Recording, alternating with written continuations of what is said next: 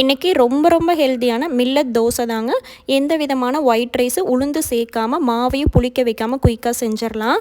First அதுக்கு 1 tumbler அளவுக்கு பாசி பருப்பு எடுத்துருக்கேங்க. நான் தோலோடு இருக்கிறத எடுத்துக்கேன், நீங்கள் தோல் இல்லாத கூட எடுத்துக்கலாம்.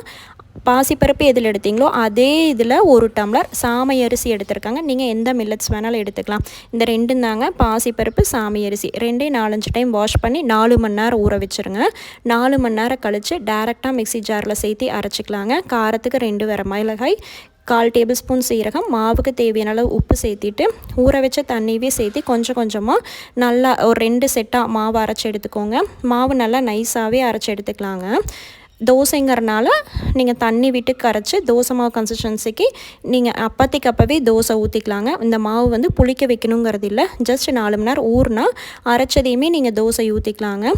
இந்த மாதிரி சிறுதானியங்கள் தோசை எல்லாமே நீங்கள் லிட்டு போட்டு கவர் பண்ணி மீடியம் ஃப்ளேமில் வச்சு எடுக்கும்போது நல்லா வெந்து இந்த மாதிரி ரோஸ்ட் மாதிரி செம்மையாக இருக்குங்க. டேஸ்ட் வைஸும் நல்லாயிருக்கும். இது வந்து வெயிட் லாஸ் இருக்கிறவங்க, சுகர் பேஷண்ட்ஸுக்கு, தைராய்டு இருக்கிறவங்க எல்லாத்துக்கும் ரொம்ப நல்லதுங்க.